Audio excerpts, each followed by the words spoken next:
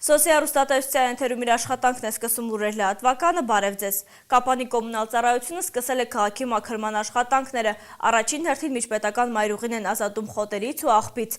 Մայրուղուց հետո կսկսեն թաղամասերի բարեկարգման աշխատանքները, շենքերի բակերը կազատեն աղբից։ Սյունիք գյուղական համայնքից մինչև Բաղաբերդ թաղամասի ավտոբուսի վերջին կանգար միջպետական մայրուղին մաքրվում է։ Կապանի կոմունալ ծառայությունը իր պլանային աշխատանքն է կատարում։ Թաղամասերի պարբերաբար մաքրումից զատ տարեկան 2 անգամ միջպետական մայրուղու եզրաքարերը, կանաչ գոտիները ազատում են աղբից։ Ծաղայի ճյուղերը, ասենք ես կտրող ամիջապես ես եմ կտրում, ասենք որ մայթի խանգարում է։ Մարդու երեսը չկպնի, աշկը չկպնի, որ ցածր է, որ չորա հեռացնում եմ, որ չխանգարի, ոչ մեկին։ Մենակ հողը չի։ Ասենք ճյուղերն է, քարն է, այս մեկը ինչ որ խանգարում է ժողովրդի անցուդարձի համար, մեր ոնց ամենօրյա գործ մենք նույն ձևի կատարում ենք։ Արդեն երրորդ օրն է կոմունալի բանվորները սկսել են սանիտարական մաքրման աշխատանքները։ Ներկայումս հասել են Հունան Ավետիսյան թաղամաս։ Վերջին օրերին անընդհատ տեղացող անձրևը խանգարել է նրանց աշխատանքին։ Ժամանակի առումով տուժել են։ Այս տալ որ անձրևային է, խոտը շատ է, դժվար է։ Ամեն մի խոտի համար են լապատկան կանի անգամ պիտի խփես, ոչ այդպես չես կարա հաշվարկանես ու չոտքի ասես։ Մայրուղու մաքրումը իր հերթին որոշակի դժվարություններ ունի, մեքենաների ու հետիոտների շարժը մեծ է և շատ դեպքերում խանգարում է բանվորների աշխատանքին։ Կուտակված աղբը հիմնականում հավաքում են և տեղափոխում, ասում է Հենրիկ Աղասյանը։ Նկատել է համաքաղաքացիները իրենց կատարած աշխատանքը ջուրն են գցում։ Ամենաքիչը 2 օրվա ընթացքում պատկերը կրկին նույնն է դառնում։ Անտարբեր ժողովուրդ, անտարբեր։ Չի պաշտպանում, ոչ մի բան։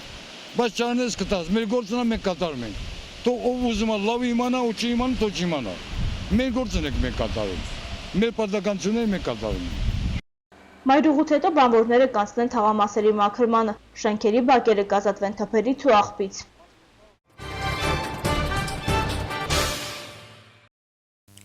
Մեղրիի տարածաշրջանի Նռնաձոր գյուղի ջրի պոմպակայանում մայիսի 9-ին ժամը առավոտյան 07:30-ի սահմաններում հրդեհ է բռնկվել, ինչի հետևանքով այրվել են էլեկտրական վահանակներ, տրանսֆորմատորներ և 20 գծամետր մալուխ։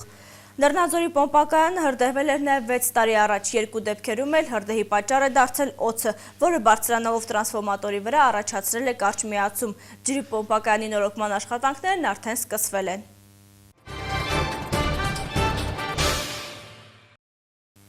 Երեկ Կապանի լեռնագործ մարզադաշտում Գանձասարը հյուրընկալել էր Գյումրիի Շիրակին։ Սա Հայաստանի 6-րդ մրցափուլից հետաձգված հանդիպումն էր։ Խաղն ավարտվեց հյուրերի հաղթանակով 2-1։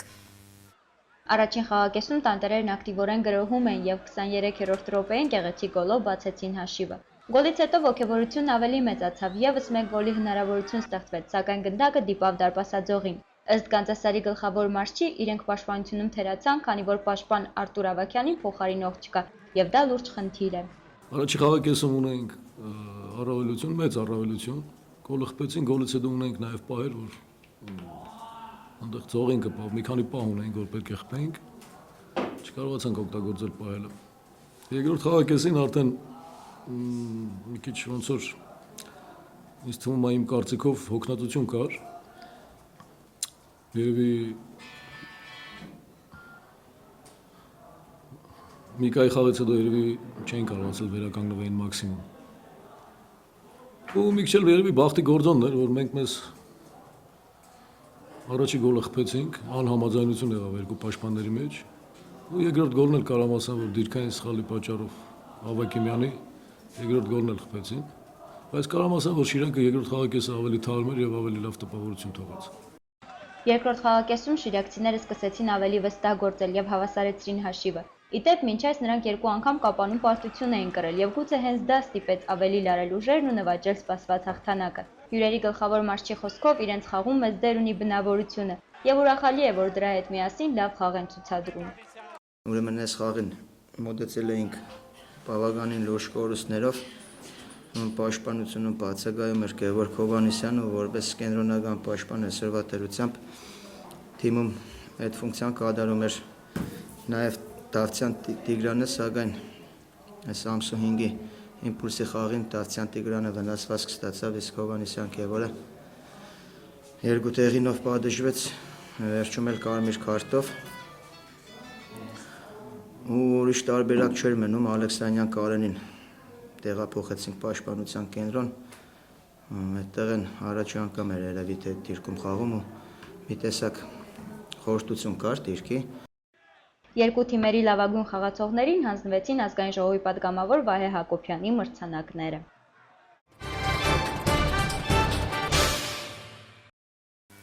Կապանի թեթև ատլետիկայի մարզադպրոցի սաները վերջերս Արտաշատում կայացած մրցումներից վերադարձել են հարուստ ավարով, այժմ սաները պատրաստվում են արտասահմանյան մրցելույթներին։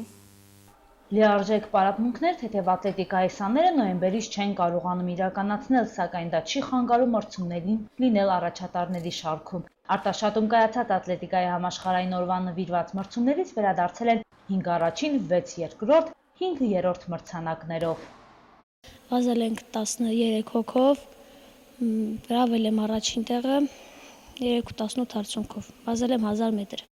Իրինան ու Վարդանը առաջիկայում կմասնակցեն Ստամբուլում կայանալիք միջազգային մրցումներին, 12 հոգանոց ազգային հավաքականում երկուսը կապանցիներ են։ Մարզիչ Արսեն Պետրոսյանը համոզված է, որ եթե պարապմունքներն անցկացնեին առավել հարմարավետ ու լիարժեք պայմաններում, ավելի մեծ թվով մարզիկներ կմեկնեին։ Իսկ այդ մրցումում ամենաբարձր արդյունք ցույց տվեց մեր լավագույն մարզիկ Լևոն Աղասյանը, որը Հայաստանի Հանրապետության նոր ռեկորդով եւ առաջ անգամ անցնելով 16 մետրի սահմանը, որը բավականին բարձր արդյունք է,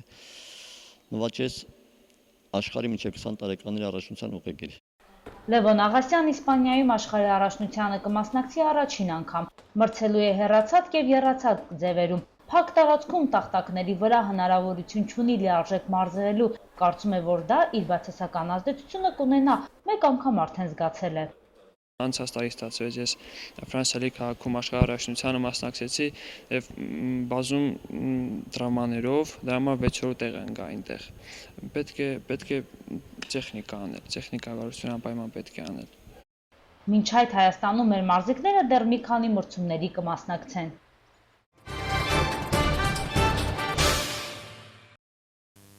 Ինդոնեզիայում հայտնաբերվել են աղետի ենթարկված ռուսական ինքնաթիռի բեկորները։ ԱՄՆ նախագահ Բարակ Օբաման հրապարակավ պաշտպանել է միասեռական ամուսնությունները։ Թողարկման միջազգային լուրերը։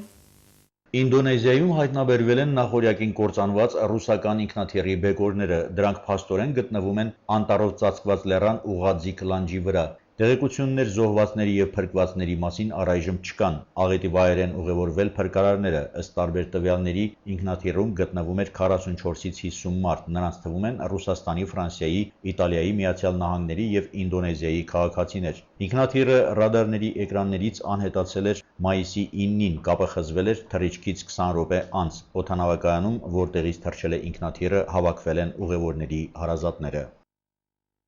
Բարակ Օբաման արել է այն, ինչ մինչ այդ չէր արել ոչ մի ամերիկացի նախագահ, հրապարակավ պաշտպանել է միասեռական ամուսնությունները, սակայն նա ընդգծել է, որ այդ հարցը պետք է լուծվի նահանգների մակարդակով։ Նախագահական ընտրությունների շեմին դա հնչել է որպես նախընտրական ծրագրի դրույթ։ Ես եզրակացրել եմ, որ շատ կարևոր է շարժվել առաջ եւ հայտարարել, որ միասեռական զույգերը իմ կարծիքով պետք է հնարավորություն ունենան գրանցվելու։ Փորձագետները կարծում են, որ այդ քայլը Օբամայի համար կապահովի ընտրողների ձայների մի մասը, բայց կվանի ուրիշներին, ովքեր արդեն նոյեմբերին կընտրեն ոչ թե Օբամային, այլ նրա մրցակցին, հանրապետական Միթ Ռոմնիին։ Իմ կարծիքը միասեռական ամուսինների մասին չի փոխվել։ Ես նրանց վերաբերվում եմ այնպես, ինչպես նահանգապետ եղած ժամանակ։ Ես հավատում եմ, որ ամուսնությունը տղամարդու եւ կնոջ միությունն է։ Միասեռական ամուսնությունների օրինականացման հետ կապված իրավիճակը բարդ է Միացյալ Նահանգներում։ Մի քանի նահանգներ իրենց օրենսդրությանը համապատասխան որոշել են օրինականացնել միասեռական ամուսնությունները,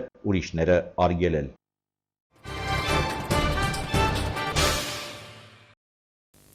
Այս ժամի համար նախատեսել ենք այսքան, ծանոթացեք նաև եղանակի տեսության ցտեսություն։